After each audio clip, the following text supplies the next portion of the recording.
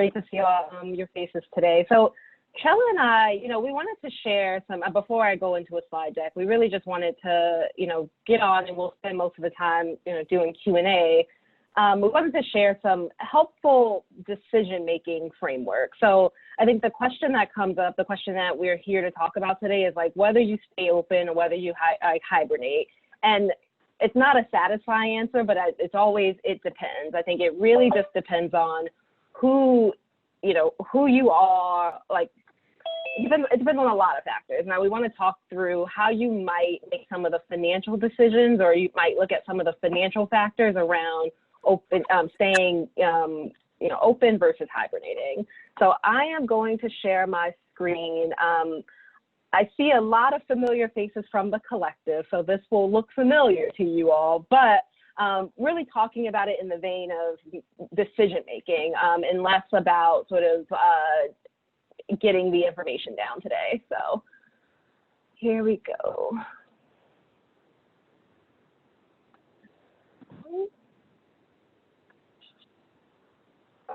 Okay, maybe I should have shared my screen first.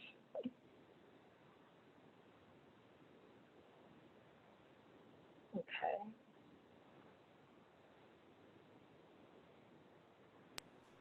I lose people when the faces in the screen when I do the share screen. Can everybody see the slide deck? Somebody give me a verbal yes or no? Yes. Yes. Great. Yes. Thank you. All right. So I'm not going to spend too much time here. I think it looks like a lot of folks are familiar with who NSF is, but we are a nonprofit ourselves, and we work with other organizations as they operate and navigate through what we call a change, challenge, or opportunity. So really thinking and helping mission-driven organizations deliver on their missions. And we've been doing so in the sector for about 40 years. And we really wanted to highlight our core values in this slide and really, say that's how we guide our work. So when thinking about COVID-19, we really thought about the response to COVID-19 and really how we continue responding to what is an ongoing crisis as really falling in three buckets. So in the beginning of this crisis, we thought it would really move from response to recovery to how do we reimagine, and it's looking like we have to reimagine with some of the with COVID in mind. So we're really today trying to figure out this resiliency even while operating in this long-term crisis. So it's how do we think about financial strength, and though the future is uncertain, make as many plans as possible and guide our decisions in as a healthy and as healthy a way as possible. So when I'm just gonna do something different so I can see you all. It's like weird talking to no one. Okay. There we go. I can't see my slides too much, but now I can see your faces. So when we think about how you're making this decision. So we're all faced right now with the decision of whether we try to continue operations in some way. I know we're in various cities around the country. The cases in various cities around the country are different, and the reopening situations are different in every state. We're thinking, and though it's different in every state, we say you have to make the choices that fit with what is going on both in your city, your state, and what works for your people. So when we think about those choices on a not financial level, it is whether opening puts your population at a specific risk. And if it does, is that worth the reward you'll get from it? Or is it worth is it worth operating with that type of risk? We also, on the financial side, say, can your organization withstand either less revenue and or more expenses, or the same expenses with a different revenue structure? And how you start to get to know that, we say it's like understand and know what your cash flow is. So what is that financial situation? How much cash do I have on hand? Where can I get additional cash? So I know in the beginning of COVID, there were a lot of emergency response grants. There were a lot of emergency funds. That emergency nature of the funding seems to I mean, as we wait for a government stimulus package and all that stuff, seems to be less apparent now. So it's like, what sort of funding can we continue to get? How do we continue to work on that top line of our budget so that we can pay for the expenses? And then it's like, we want to continue to monitor our options. So once we figure out what that situation is, how do I start to build out scenarios and figure out what my options are? So if I am going to open, what will enrollment look like? If we are going to open, what will our expenses look like in terms of getting personal protective equipment and making sure we have the right cleaning staff and making sure that, you know, even as we think about our constituents getting to and from the space, how do we make sure that we are thinking about the increased expenses that might happen because of that? And then we really think it's about communicating early and often. So the idea of bringing all the stakeholders to the table and really making sure everybody understands their role in moving forward and sort of what the financial situation is at the organization. So you give as many people as much time to plan as possible.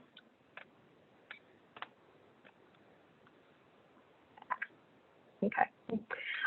So I'm not going to go through these slides because I think the point here is really to think about cash, what you need to pay for, when you open, if you did stay open, what those expenses are.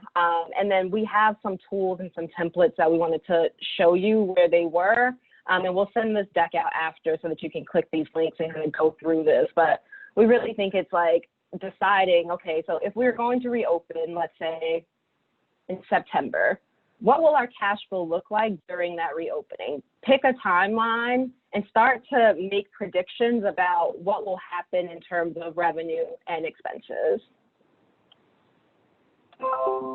When you're monitoring your options, we also have a scenario planning tool that we're using this slide to give you some questions to think about in terms of planning for scenarios, but also some templates, and there's a video on how to practically do the scenario planning in terms of, you know, getting the right columns together, writing out what the scenarios are, getting the expenses and the revenue down.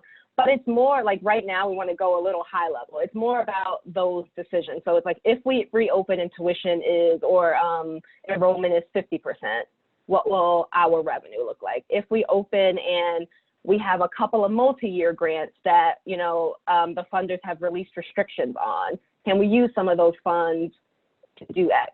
It's asking yourselves those, if this happens, what will my response be? And that's where I think some of the communication comes in between the team members as well. It's like, it's really a point where I could see having a discussion even with if you're a studio that, you know, has children involved, having the discussion with parents, having the discussion with members of your community on a Zoom call like this, to really think about some of those scenarios and some of those options for reopening and what that might look like in terms of operating. And then finally here, we wanted to pass along a guide for sort of telling your financial story. So if there are funders who in the beginning of this crisis didn't sort of release restrictions, who said it was sort of wait and see approach, or you know you had a multi-year grant that you're going to start getting funds from next year, it's time to start having the conversation about sort of what that funding is for and what that funding can support now that might not be what you applied for, but because the situation is different, I feel like it's a time to start talking to funders about how you might shift if you already have some revenue in place.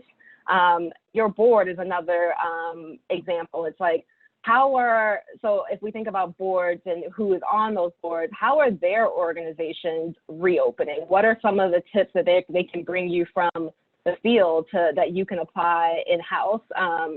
It's thinking through how you might release, if reserves are a part of your organization's financial picture, but they've been set aside for something specific. Let's think about how we either not unrestrict because they're not restricted, but it's like, how do we release those reserves? How do we use the resources that we have right now to best support our financial health in the long term? And then, and like I said at this point on the last slide, but it's like, really talk early and often with all of your constituents about your options. There are also some more resources that we wanted to point you to as we put this site together on NFF's webpage, but there's some blogs, there's some, templates for use. I want to point you to some of these recordings though, because the recording's going to get us at understanding like debt, for instance. Debt was something that folks might not have taken on before, but we know the payroll protection program was something that was available. And though there were lots of application issues, I feel like if you were an organization who got resources that you maybe weren't accustomed to managing, like debt, it is important to kind of understand the implications of that as you think about your reopening plans. So I'll stop there, and we just wanted to share some materials with you before we jump into more of a discussion. So I'm going to open it up, see if there are any questions about anything that I shared, or any questions or any questions about anything really, or what you're grappling with as you try to reopen and as you try to make these decisions today.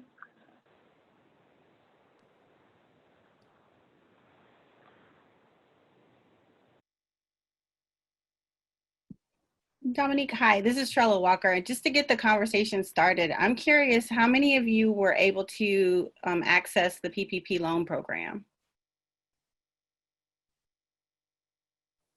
Okay. I was able to. Okay, so half of you were and half of you were not. Okay, so as you're navigating the space that you're trying to figure out, like, okay, so we took a loan, do you all have plans in place to replace the loans, or is that a part of the things that you're trying to figure out now?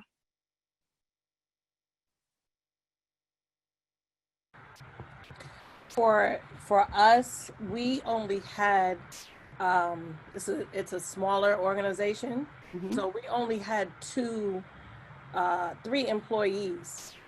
So the amount of money that we were given for that period of time has run out, of course. But during that time, we were still able to continue classes. So whatever tuition was coming in, that was still there. So that has now taken us through what we would say the summertime.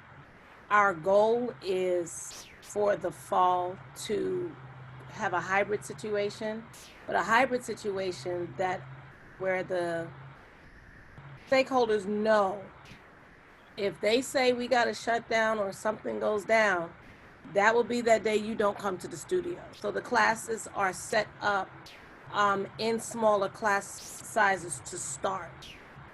And so they're spread out as far as their subject area is concerned. And they already know that that is a possibility so that they can register and they'll be able to follow through, for registration. So Amanda, thank you for sharing. I'd like to use what you just proposed as an example when we start talking about scenario planning and trying to figure out how revenues will impact our organization or change the way that we function. So when you're looking at a scenario like that, I just talked to another organization yesterday, and they're building their scenarios based on the stages they're in with COVID. So if they're at stage 1, they can have 20% function in their organization, in their studio. Stage 2, 50%, 3, 75, 4, 100%. And so they're using their cash flow. So they're looking like month to month, like what would it look like if we're only in stage 2 through September, and then we move to stage 3 in October. So then we can open up a little bit more. So we're expecting to increase our attendance, so we can increase our revenue based on the earned revenue we get. Then they go through another assessment based on what their contributed revenue looks like. And where a lot of arts organizations are struggling is a lot of the contributed revenue is based on programming. You can't offer the same programming if you don't have the same number of students or the same way that you're engaging. So how do you manage that and make that appeal? So Dominique shared with you all a couple of tools, and I'm just going to keep referencing back to those tools because we're going to send those to you when this is over, but you can go back and look at them. When she was talking about telling your financial story, how do you explain to your funders without just saying, hey, we were all in a pandemic, you know, which should be like, duh, right? How do you explain to them that you're doing things differently? And telling that story from an asset position to say, our organization has not stopped. We're still engaging our community. We're still building and still offering different resources to our community. So your money shouldn't change. We're not changing what we're doing. You shouldn't be changing what you're doing. Let's keep that money rolling. And so that's the importance of using your financial storytelling to support that, but you're using your scenario planning to make the argument for what you need to ask for. So in order for me to have the right number of staff, I'm going to build out different scenarios based on what I can do with my studio. And then I'm going to be able to ask funders to make sure that I'm facilitating the right amount of revenue to come in to generate the services that I need to offer. So that's just giving y'all a little context and example of how we would use those tools. Cash flow, I'm going to cycle you back one more and then we can come back into it. Cash flow, that monthly check, because a lot of people are like, I can't keep budgeting. I budget one time a year. Now because of COVID, I'm budgeting like every month, right? But if you do your budget and then you're using your cash flow statement to kind of see the flow of money coming in and out, that is how you can make the determination of what's going to come in during this stage, what might go out during this stage, what are those expenses that aren't varying for you, they're staying pretty much the same regardless of whether you're open or not, and then those expenses that you need to watch as you open the door. So all the extra cleaning that has to be done for your studio, those things go up. The more you add people, the more they go up, right? But the number of staff you have for administration might stay the same. The number of instructors that you need to hire might go up depending on how many classes you're able to facilitate. So identifying those and looking at your cash flow statements to keep track of like how it's impacting what's coming in and what's going out monthly gives you another tool to use to function, even though you're not budgeting or rebudgeting over and over and over again, not planning. So I'm just giving y'all some examples to support all the stuff that Dominique just shared with you. And then now I'm gonna kick it back again to see if there's some questions to ask about this. Yes, Abdo. Thank you, Trella. And one of the things that I was talking to Dominique in the group, breakout group, is one of the things that is hard for me to budget or to deal with is the income from tuition. Mm-hmm. Because I feel that no matter how much good planning you do, you know, programming, you know, there are many factors that affect the income. Zoom fatigue is the latest thing. The city can just simply reclose everything. How comfortable is the staff and the teachers to be in-person teaching? So there are so many factors that affect the success of the program. And we are thankful because here in Minnesota, the founders, almost all of them have switched their funding from project-based to general operating. And they're really understanding the situation and they want the organizations to succeed. But still, how long this money, you know, is gonna support us? We'll keep programming online classes as long as, you know, for sure, we will not be completely dark, but I am at loss, like, do I budget for the fall 10% of the income from revenue, from tuition, or 25%? Mm-hmm. I don't think we're gonna be back to where we were in the spring, where those families decided to stay loyal to finish the spring semester, and we had 162, 168 students. Mm-hmm. So Abdel, thank you for sharing that. I want to talk a little bit about how you can use scenario planning to help you think about that. And also naming, none of us got a crystal ball that works. So we can only, you know, do as much as we can and figure this out as best as we can.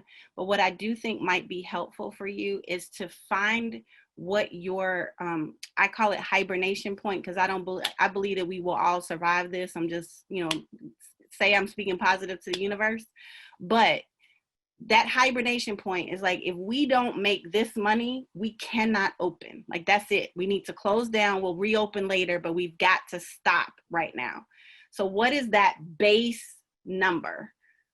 If we have, you know, it's no dance classes, the funders continue to support us this way, and we can keep 2 employees, like figuring out what that absolute base is to keep your company still out there and people knowing that you still exist. Like, that's the base.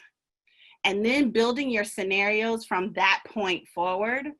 Okay, we have our base, and now we have to do all virtual programming because we're back to stage 0. Everybody's sheltering in place. Nobody can engage. Cases are high, blah, blah, blah. What does that look like for us? Then we start to open. And the reason why I'm saying do this is because there's way too many fluctuations across the cities and states about who's open, who's not, who's gonna close, who might not. And I recognize, like, planning for that, it's gonna drive people really crazy. But having those 2 different stages of like, it doesn't matter what you do, we're gonna do these 2 things, then building from there helps you have the ability to adjust your budget based on where you're going and keeping your own flexibility. But we know if nothing else happens, this is where we stop, and this is where you can be transparent with your staff. If this happens, this is what we have to do. So everybody is fully aware of where your organization is and how you can move. And then you can plan from that point forward. So if you're going to follow the stages of opening, this is what your scenarios look like. If you're going to plan by month, this is what your scenarios look like. 3 months out, this is what your scenario. So there's various ways to plan the stages of opening, but I would plan those 2 different things that I just said. Like, this is hibernation for us. We can't do anything else. We're done. And this is, everything's closed, and this is how we can maintain our function. And then gradually budget from there to see how you can engage with your community. The other thing is, when you have this is how we're functioning, it relieves some of the pressure and allows you to have some reimagination time, because you know how much you have to generate. So if you're able to make online classes work and it generates revenue, great, but you're not planning for that. Like, you're planning for it not to work, right? So then it's a bonus. If it works really well, then maybe that's your base. And you're like, okay, I can build from this base and add a class outside once a week or something. And I please don't get into me trying to make suggestions for how you build your scenarios, but I'm just throwing out some things for how you can think about it. And so every time something becomes your base, then maybe you shift your base, but you still keep that base of orientation so that you're not so affected by the changes in how our wonderful community has learned to love on each other and not respect wearing masks. I have to say that sarcastically, but it is a fact. So keep that in mind. And then when you're using that, that'll help you make those decisions, but know where your breaking point is. Like, we cannot do less than that. Thanks for that, Trella. I think those are great tips. The only thing I might add is, like, the same budgeting rules also apply of sort of like underestimate your revenue and overestimate your expenses. I think that's where the scenarios come into place for me as well. And it's like thinking creatively about alternative revenue sources. And I know we talked about like reaching out to funders, but I mentioned this in our breakout room, but it's like, would your constituents support you differently? I think Zoom fatigue is becoming a very real thing. I mean, I think we're just accustomed to Zoom. We're on these calls all the time. It's already a part of our work. But I get where if it hasn't been a part of your work, then fine. Would your constituents support you differently? Would an individual sort of who was paying tuition before give you a contribution to the organization to keep you open, to keep you floating until we can reopen and things come back to normal? So I think it's like some of those decisions go into your scenario planning, or at least into your conversation with your team about what the scenarios could be moving forward. I also want to add just on the whole reimagining thing. I'm a little fascinated with this, but did anybody see the Dodger game yesterday? So the Dodgers decided to charge money for life-size posters. Cardboard, yeah. Yep, and they put cardboard posters in the seats because they're not allowing fans in the seats. So you could pay, I think it was $100 and something to have your physical being in a seat in the stands. And I thought, how freaking brilliant is that? Because people are so fascinated with it, and they made a nice little chunk of money because those seats might have been $12 for you to sit in, but you paid $100 and some to sit in at this time. So something to think about just reimagining how you're engaging and letting people know that you're out there. Another one of our dear dance friends, Charmaine Jefferson, wrote to the Dodgers and told them that they should hire dancers to move the cardboard around. It would keep dancers active and engaged and physically fit because they'd have to go up and down stairs. They could socially distance, and there would be activity in the stands, so people would be fascinated with the activity. I don't think they did that, but I'm like, we really like use that creativity to think out of the box about how this could look. Imagine having a concert with a bunch of cardboard people. That's interesting. That's interesting. Another symphony did plants in the seats, and everybody bought a plant. And so it was a beautiful picture of these beautiful plants sitting out there while they played to these plants. And then they donated the plants and had them put in a conservatory so that it could bring some new fresh air to their area. I think that was in Australia or something like that. But there's a lot of creative ways that we can engage and think and rethink. People want to see new, fresh material, whether it's on Zoom or the television or whatever it is. People really do want to see new things. So we have to think about ways that we can re-engage. But again, I'm gonna go back to that scenario planning, your base. How much does it cost you to do this?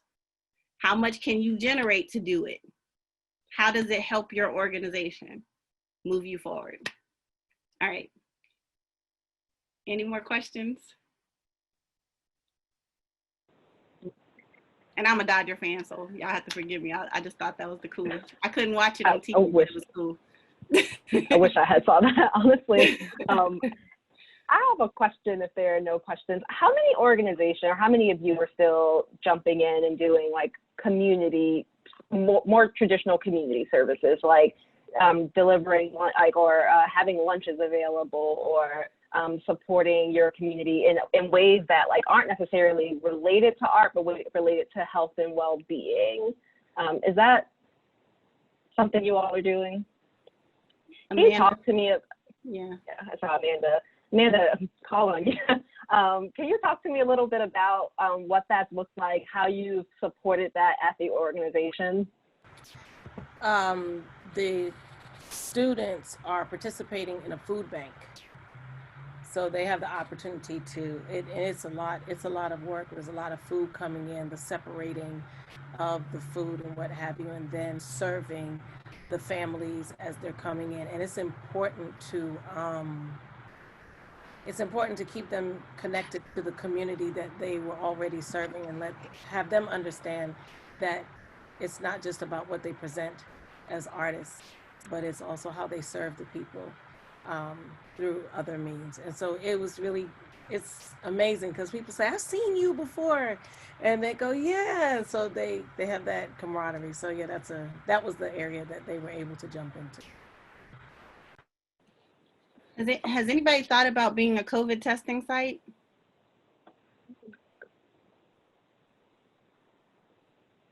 Because we've made recommendations for studios with large parking lots to offer to be a COVID testing site.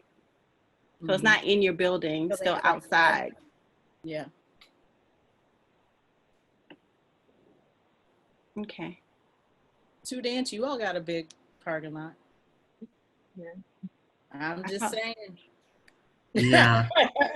No, one thing that I thought about was after the killing of George Floyd, and we had all the riots in the cities, a group of volunteers help uh, businesses and nonprofits, especially nonprofits, to board up the windows and the doors because they were breaking everything basically and burning sites.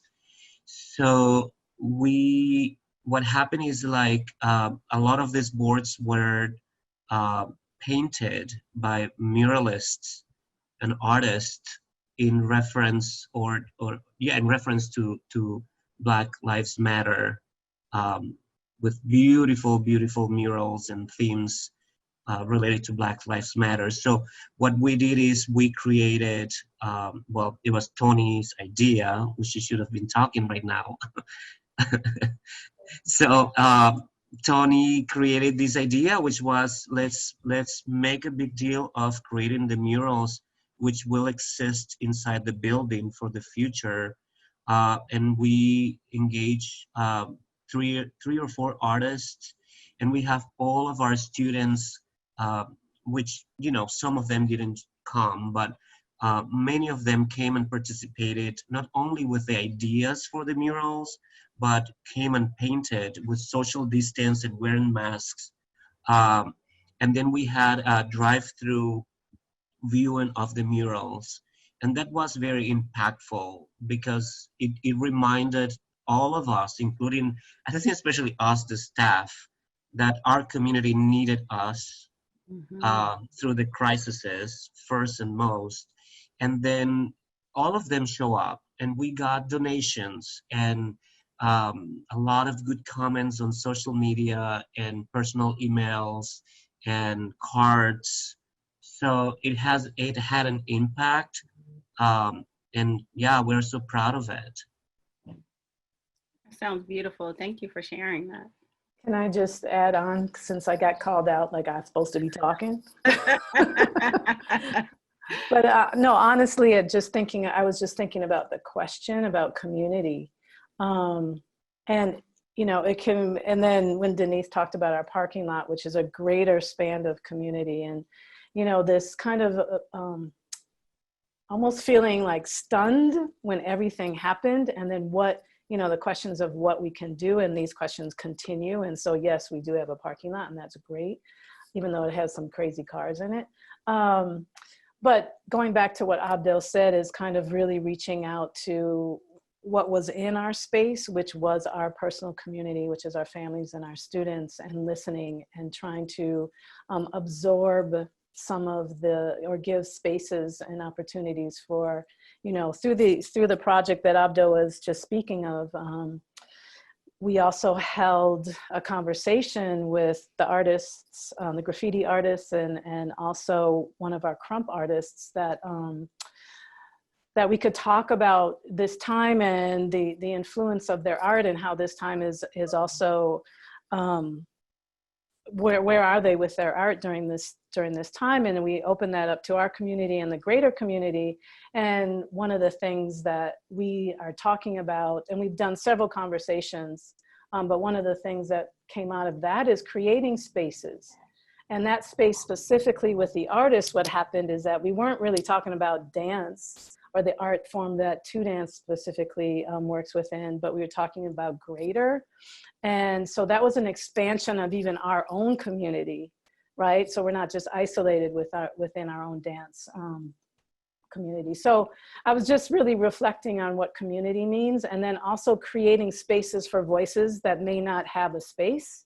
And specifically where we're located in Minnesota is also, as we create spaces, we also are saying that this space is for these artists specifically, and we're not doing any questions, for example, right? And so we're constantly in this place of creating, but also understanding that as we're creating spaces for community, we also have to control the space from other communities. Can be involved, but we want to open up spaces.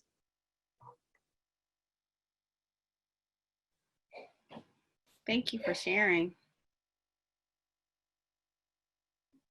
So we have about 10 more minutes, and we want to make sure that if you have any more questions specifically around how you tie the way you're thinking about your organization, the way you're thinking about your community, and how you think about those things fiscally, please don't hesitate to ask.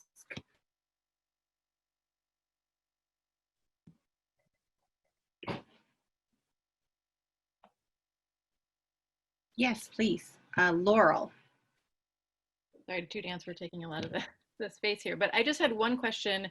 I was in a breakout room with Adriana and Tony, and one thing we talked about was this idea of a survey or connecting with families at this point as we think about how to plan for the fall. And Dominique, I think you talked about that too, of having possibly like a Zoom call with families and with our community to really see what are their needs and what are their wants for the fall too. So I just thankful for that suggestion, because I think we will pursue that, but just wondering if anyone has done that at this point, of connecting and really asking those questions or creating surveys around really looking to the community for what they need before, kind of as a pre-step to planning or involved with the planning. Go ahead, Amanda.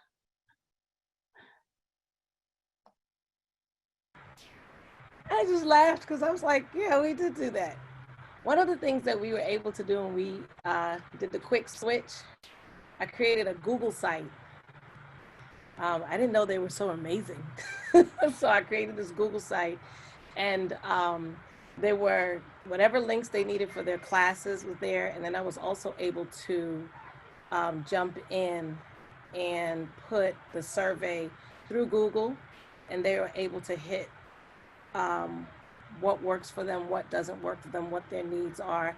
People were able to send private issues that they had, and all of that was connected to the Google site. Pretty much just hit a button and the link takes you there. And then I did do Zooming with the director, the parent edition. And then I did the Zooming with the director, like the adult classes.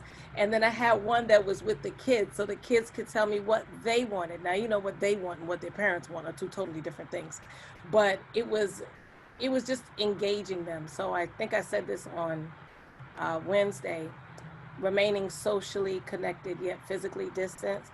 So just being able to kind of get into the screen, and we kind of talk and we vibe and we laugh and what have you, has been able to keep people connected. And so if we're continuing at least to connect, then they feel like they want to remain connected to us. So that worked out for us really well. And dancing in the park. Anybody have small children at their dance studios? Yeah. Okay.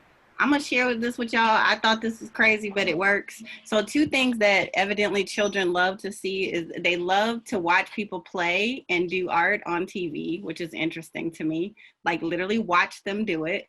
And they love, you know, of course, story time. So that makes sense.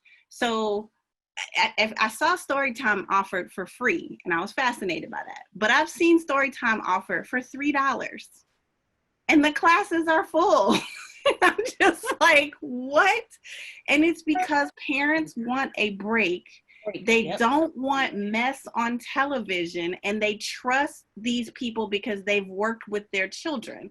So the people who are on the Zoom calls with them actually have relationships, so they can get them to sit down or pay attention or, you know, whatever. And they pay $3. I was so tickled by that. So I just had to share that with y'all for little kids. I was just absolutely fascinated by that working. So that nugget out there. Well, that's actually a good example, because Debbie's does that. Debbie Allen does the puppeteer on Saturday mornings. I don't know if you all have seen that. And I know the numbers, you know, when you're watching it live, I'm just going, wow. But you know, all the comments and everything, like there's a bunch of people, young people, parents on that during that time. You know, again, you're trusting that individual, you know, and it is for a half hour. You can go sit somewhere else in the house and know that they're glued to the television. That's how I saw it for free, but I was shocked that somebody charged for it and it worked. But they say they do it in the middle of the day. Yeah. When parents are trying to make phone calls. And I was just like, I thought that was just so smart. So anyway, just throwing that out there that, you know, $3 with 10 kids, you made $30 off that class. I'm just saying. Yeah. Just fascinating. This is what I mean by, like, you know, this is a hard time. It's a hard time, and people are tired and they're frustrated and they're dealing with things that they've never had to deal with before and managing. And so trying to laugh and reimagine is not easy. And so I just love hearing the innovation that people are coming up with. They're trying to overcome Zoom fatigue because we don't have an option. And I think that's the interesting thing, is like, we can be tired all we want to, but if you want to see somebody else and not risk getting sick, you getting on your computer to see them, right? That's gonna happen. And so it's just, this is just our offerings to you all, to say that there's some things that you can tie to how to manage your organization financially and still reimagine this space and still bring in the artistic and the connection, because even though that's not necessarily dance, you are still keeping that relationship with your students and keeping them engaged in your space, and also keeping that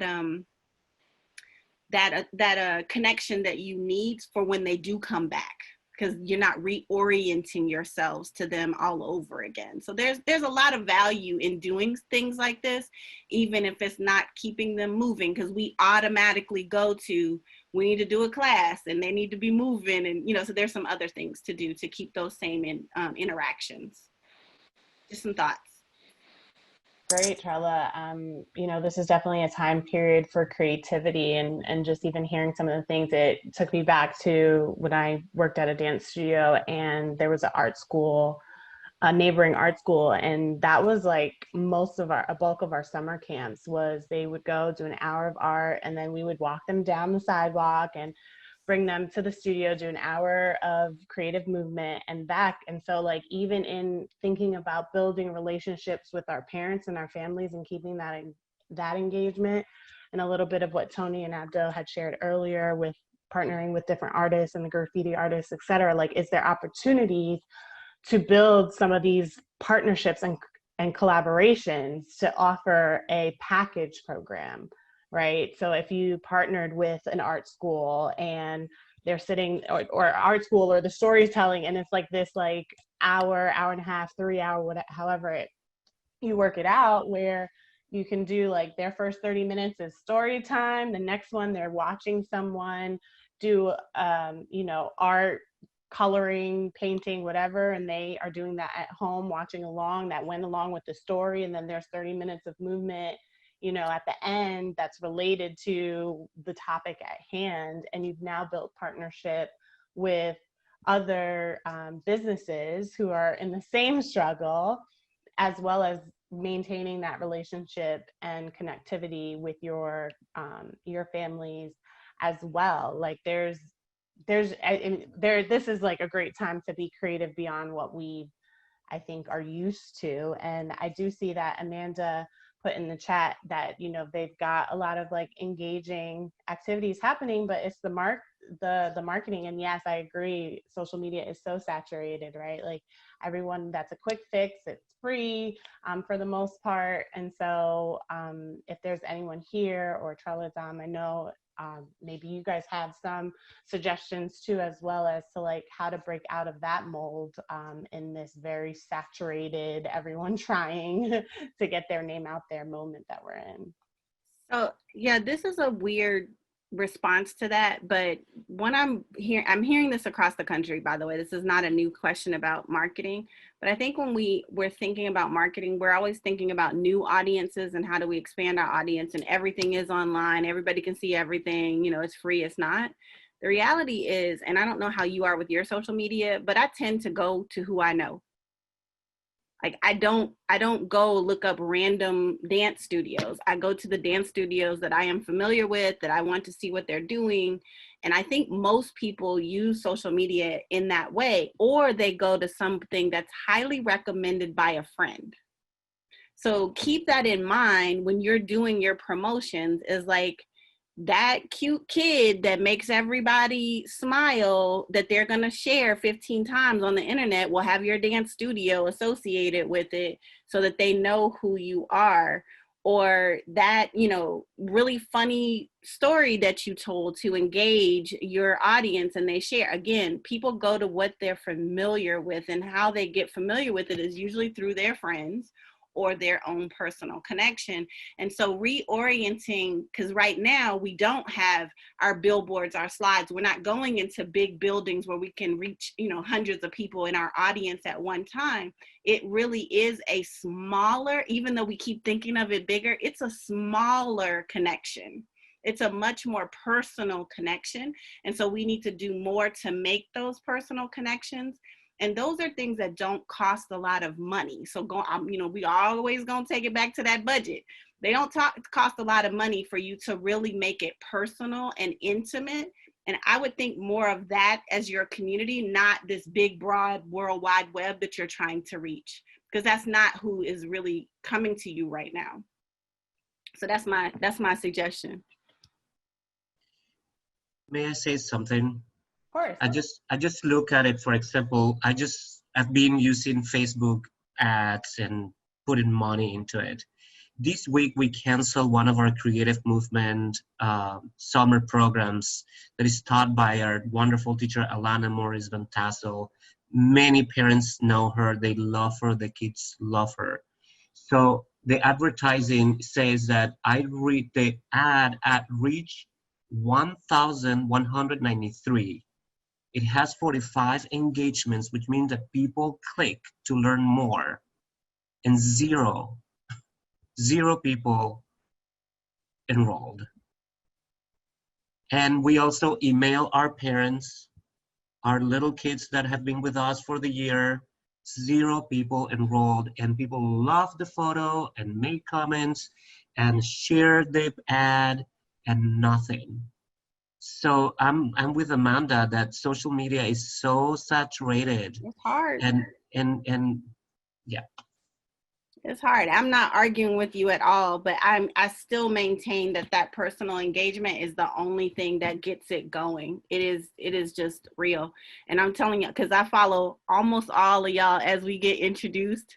So I watch what's going on, and Denise, I'm sure you can co-sign this, and we're looking and like, I know who I remember. And that's the thing. It's like, I literally am like, oh, did you see such and such and so-and-so? And it's almost always something that struck me personally that I wanted to share. Almost always. Matter of fact, I send Dominique stuff all the time, but it's because it hit me personally, and I'm like, "Oh, did you see this?" But other than that, it's like I feel like I'm seeing like a lot of the same content over and over and over again, and I might stroll by and look at it and like, "Oh, that's nice." I'm not really gonna engage, and when I say that, that's what I mean when I'm like making it personal. Like, I see a lot of people streaming dances, you know, former dances, etc. I look at it like, that's nice, I keep going. That's nice, I keep going, because it's just, you're so used to it. I've watched more dancers talk and tell stories about their personal lives in the last 4 months. I know more about them than I ever did. Like, I'm fascinated by that. It's like, oh, okay, that's interesting. I didn't know that they did that. Who knew that so-and-so was a biotech major in college? Like, who, like, anyway, and that's just my interest. Other people have different interests, and they're going to remember different things, but it is thinking differently about how we market, because we usually go to how do we get people in a room with hundreds at one time. And that's what I'm trying to say to you. It's a different frame of mind. If you all don't mind, if I don't just offer, if I could offer just something that I've just noticed, especially with working in marketing at IABD, right now social media doesn't feel like the place for events, right? We're all home, and we're, like Trilla said, she's watching videos about people. So using these platforms more as a tool to talk about your organization, to bring people to your organization. And then what IABD has been trying to do is personal emails and personal phone calls for events, because we're all home and we're all scrolling and we're all like, oh, I love that. Let me double tap, let me share it. And then I walk away from it. I'm not trying to go anywhere. So we're not even in the mindset of going to something or attending something. So I think it's also in the shifting of using social media for events and now using it to let me get a little bit more intimate about who we are. And like Trella said, that click dates, those things, you have your perfect cute little students, you have your great stories, these intimate moments to bring people to your brand and to your organization, and then come back around with the follow-up like, hey, you have the special interest, great, we're offering this. We're not in that event mindset currently at this moment. So we got to switch it up and be a little bit, I think outside the box a little bit more. Tiffany said it way better than me. So on that note, I'd like to thank you all for spending time with us, and I'm going to pass it back over to Vanessa. Thank you. Yes, and I did see, Amanda, you had I don't know if you were trying to say something. Or that was Pat, I think. Okay. I mean, I was trying to say something. Go ahead, Pat. The conversation, of course, is wonderful about all the kinds of things we can do to be innovative, creative, bring new people in, et cetera. But I really think, at least for us, our struggle is not about new people. It's really about the population that we currently have and the real possibility that we can even service that population. I mean, when you talk about opening up your studio again, and they tell you to start with 25% capacity, with 25%, one of the decisions we have to make is who we're going to service and who we're going to tell we can't do anything with you right now. And even if we get to 50%, the challenge is still the same. It's not new people at all. It's our existing population that we're struggling with. Well, how are we going to service them? On Wednesday, we talked about, we were in the process too, marking off the studio 6 feet, et cetera. And then Wednesday, we hear it's 10 feet now. You need 10 feet. And so you're looking at classes that are extremely small. And the reality, as we try to plan for an opening, is that maybe we're looking at a population of no more 30 or 35 students, because that's all that the studio can handle. We only have 6 days a week. That's about as much as we can do. And so I think, that's very, very concerning. And I also think that we're really not looking at a period of time where within the next year we're going to be back at 100%. I mean, I don't think that's happening. And so again, we're looking at what do we do when we're able to open up and even do something very, very small, and know the small amount of students is not going to pay all the bills. We're struggling with that as well. But we're doing something small, but we also are struggling with how can we bring everybody along when we no longer have the capacity to do it. And last thing I want to say, there's a whole lot of things we could do. By profession, I'm a social worker. One of the things I don't want to do with the studio is get into social work. I don't want to have to take on community activity stuff. I mean, we're really struggling with how can we continue to dance and how can we continue to be engaged in activities related to dance. And I'm not sure about everybody else's arrangement, but almost everybody that's involved with us, and work for us and performs for us, they all have another job. We don't have a situation where everybody's full-time job is dance. And so they're school teachers, they're waiters or waitresses or whatever the case may be. They do a variety of different things. And so the thing that we're most concerned about is holding on to the ability and the opportunity to continue to be involved in dance. And I mean, just dance as we've always known it. And of course, that includes performances, which again, we're looking at the possibility that's not going to happen, we estimate, for another year as well. So. And Pat, I'm not sure if you heard our preliminary conversation around scenario planning and identifying what your absolute cutoff is for what. I did hear it. Yeah, I was going. Unfortunately, that is the determining factor. Like, if we can't, this is what we can do to pay our bills. We gotta have 10 students or 15 students in this building, or we cannot pay our bills. And if that is the case, then you're looking at what does it cost to hibernate your organization during this time until you can get that number to continue to function. Right. Thank you. And that is the answer that we have as far as fiscal responsibility towards those decisions. And don't forget that when you're calculating that, you are calculating all the additional expenses of trying to keep that space clean in the middle of it all. We are way over time, and I've kicked it to you twice, Vanessa. So. I'm gonna take it over. I'm gonna take it over. All right. Thank you. Thank you so much, Trella and Dominique. And really everyone this week for being vulnerable and sharing your truth, sharing your story. This is definitely, as annoying of a phrase as it is, it's challenging times that we are currently in. And I think there have been a lot of great suggestions provided, a lot of great tools, resources that we hope that you can take that, and as you kind of sit back at your desk or wherever you do your planning and your strategic thinking and all of that, that you'll be able to take some things away from her, take away from this conversation and this week. And so if you are a member, a current member of IABD, these recordings will be available on IABD Connect. We will be closed next week, so it will be the first week of August when those will go live. For you, if you want to go back and use this as a resource, as you know, I don't know about anybody else, but sometimes I don't remember every single thing, especially if I didn't write it down. So you will be able to access that later. Even if you're not a member of IABD and you've registered for this week, we will be sending out a packet of the resources. There were several links that was shared from your peers as well as from the speakers each day. So we'll make sure that you have access to that, to the slides that were presented as well. If there are any questions that come up throughout the process as you are planning and as you are thinking, IABD is here as a resource. We will be happy to, if there's a specific speaker that you have a question for, we will be happy to connect you to make sure that, you know, as we move forward, you're not in this alone. You're not. And so we are here, your peers are here. And so we hope that you'll be able to take advantage of the resources presented. With that being said, I'm going to pass it to our President and CEO, Denise Saunders Thompson, to close us out for today and this program.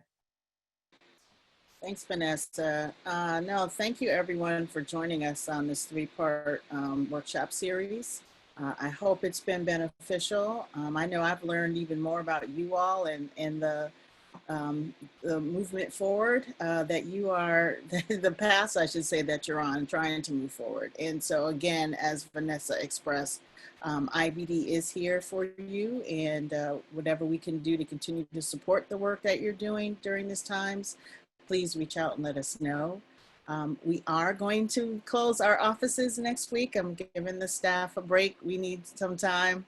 We all do. We're tired. Rest and rejuvenation. But please, again, just continue to reach out if we can be of assistance. I want to put a plug in, since I do have some studio owners here, is that we are also our next phase of the Dance Thrives Here series is for students. So August 12th and 13th, we're going to talk to the young people. And we are basing our discussion on the three crises that is currently happening: race relations, economic, as well as health issues. So we're tackling all three with our young people.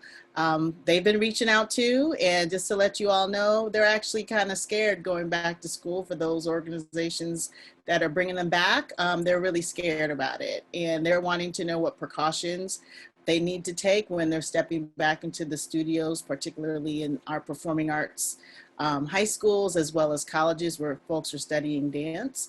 And they've been pretty vocal and been sharing that information with us here at IABD. So we want to give them an opportunity to actually come together and talk. And we're going to bring in some professionals from across the field, in health, in race relations, and then also with our, I'm sorry, just forgot the last one, race, health, and economics.